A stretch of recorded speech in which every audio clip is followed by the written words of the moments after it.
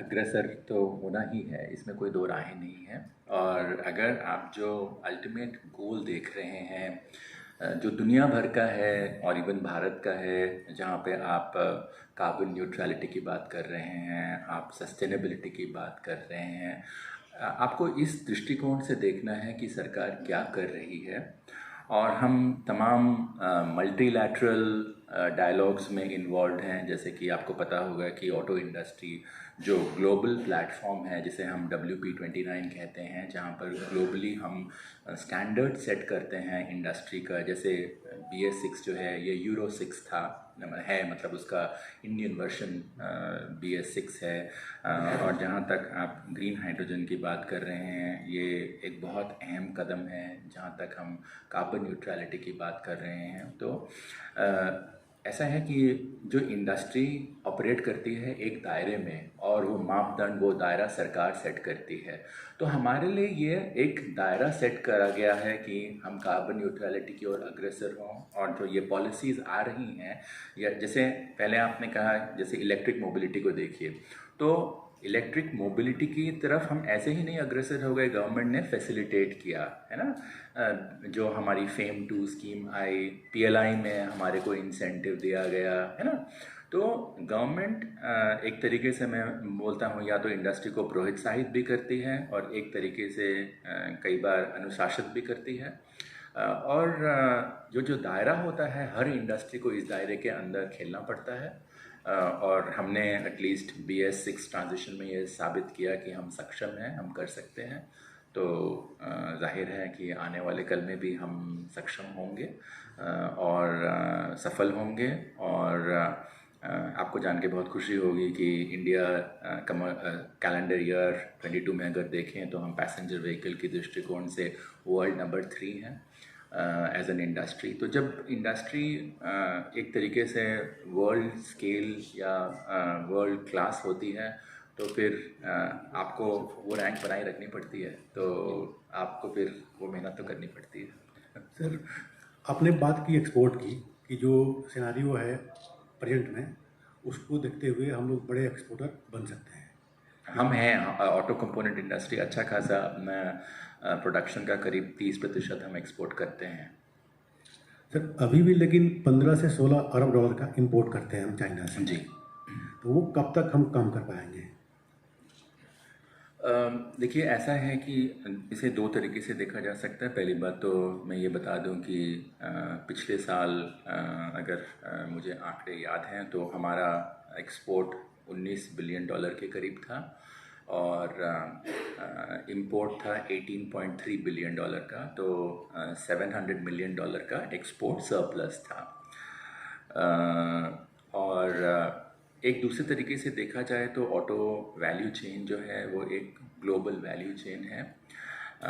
और हर जोग्राफी, हर एक भौगोलिक इकाई जो है वो किसी न किसी चीज़ में एक्सपर्टीज़ करती होती है, तो आपको शायद वहाँ से इंपोर्ट करना पड़े।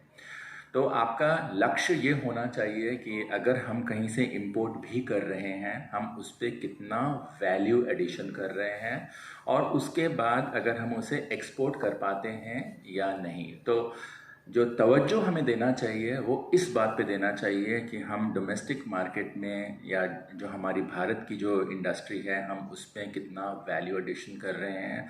हम, जैसे विपिन जी ने कहा, कि हम कितना टेक्नोलॉजी के ऊपर ध्यान दे रहे हैं और हम किस तरीके का उसके ऊपर और जो वैल्यू एडिशन करके अगर उसे एक्सपोर्ट कर पा रहे हैं कि नहीं कर पा रहे हैं। मुझे खुशी है कि हम अभी तक तो सफल रहे हैं। आशा करता हूं कि आगे वाले कल में भी सर ऐसा ही जारी रहेगा। आप दोनों महाशय अगर कुछ कहना चाहें तो प्लीज़ बताएं। आप अंग्रेजी में बोल सकते हैं। I think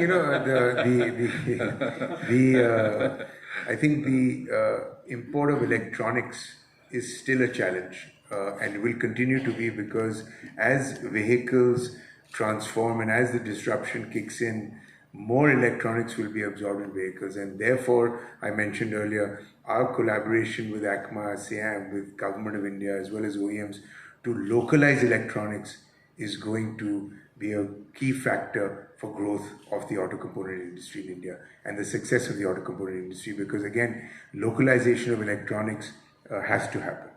thank you sir, great day.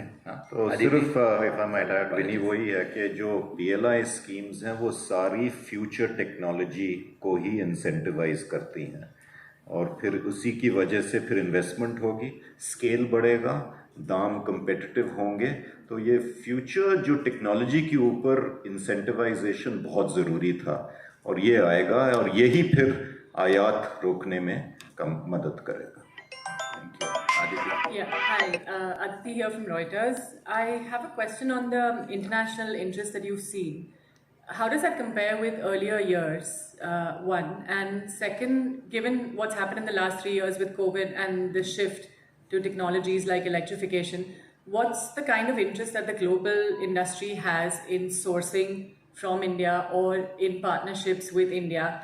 And what are we doing to be a bigger part of the global supply chain? Okay. So, a couple of questions. So with regard to sourcing, it has increased, and that's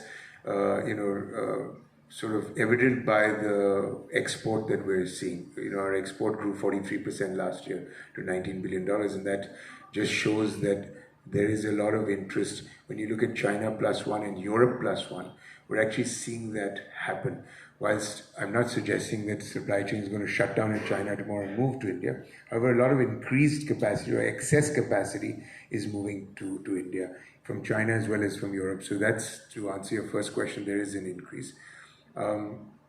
With regard to electrification, so a lot of the investments that are going into EV have to go in for large volume investments. And that can only come through exports, because our market still, even though we're a million vehicles, is still very small. Passenger is very small. The majority remains in two-wheelers and three-wheelers.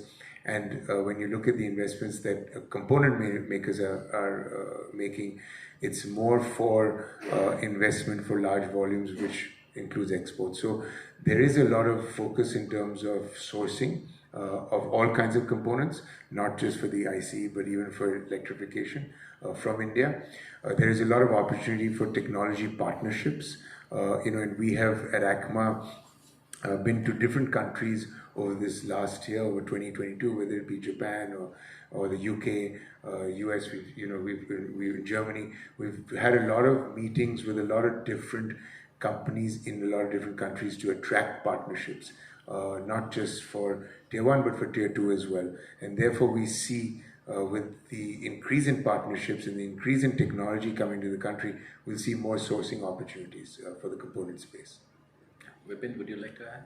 You mentioned the China +1 opportunities that are coming to India. Can you identify a couple of sectors or areas or components where they've come in, where we've seen sort of an increase? So I think this is, it's pretty, it's across the board from that perspective. So companies are seeing an increase in export across the board. It's not specific to sectors. So wherever the opportunity is in terms of where maybe an OEM feels they need to increase capacity, they'd rather increase capacity and have a lot of capacity in China. They're open to increasing capacity in India, as long as we are able to provide the technology solution for that. And you also need to qualify what Sanjay said is this is despite the fact that there is a bit of recession kicking in the Western world. So we haven't seen our export orders go down. Yeah.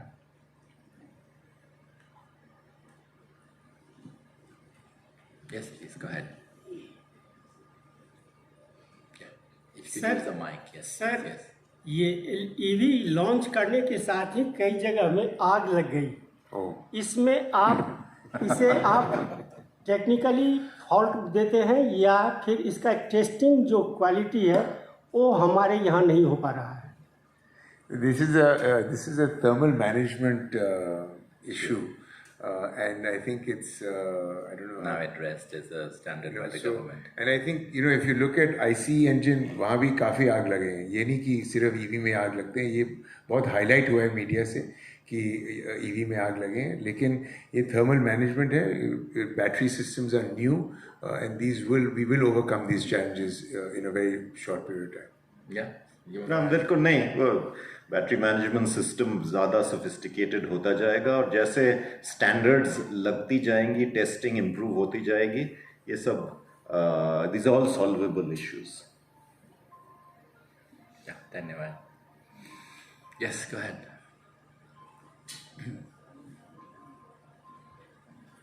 Good afternoon. This is Rishabh from ANI, and my question is for Vipin sir. Sir, you said that India should seize the opportunity for the manufacturing of the automobile components. So, is there a clock ticking on India? Would something change in the coming years here such that we would be unable to tap into this field in the future? What would you like to say about that? No, absolutely. It's a great question. No, I think if you look at and you'll see the exhibition as well, we are tapping in very, very fast. All I'm saying is reinforcing the fact that this disruption, whenever there's a disruption, it presents you with the greatest opportunity to elbow in and move in faster and move in a higher space.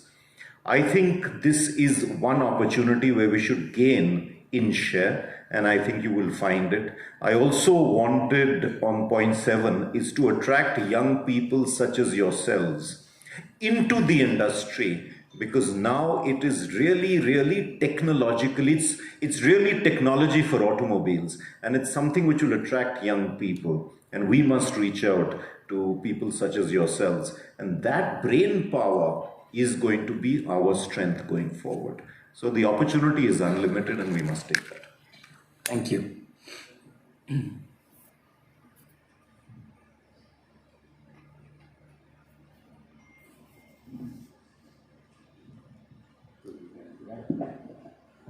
So, if there are no questions, can we close it? Okay, great. So, thank you everybody for joining us today. It's been a real pleasure to have you.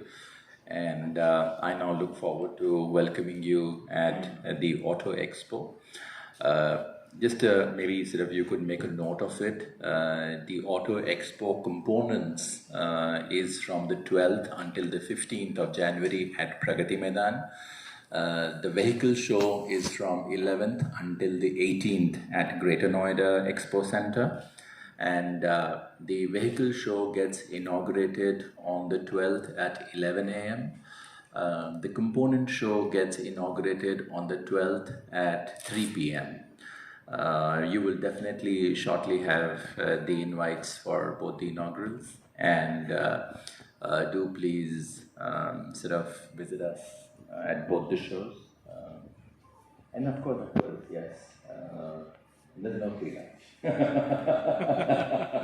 And may I now invite you all for lunch, so please sort of have our humble offering for you. Yes, thank you very much. Yes. Thank you, sir. Thank you. Thank you. Thank you.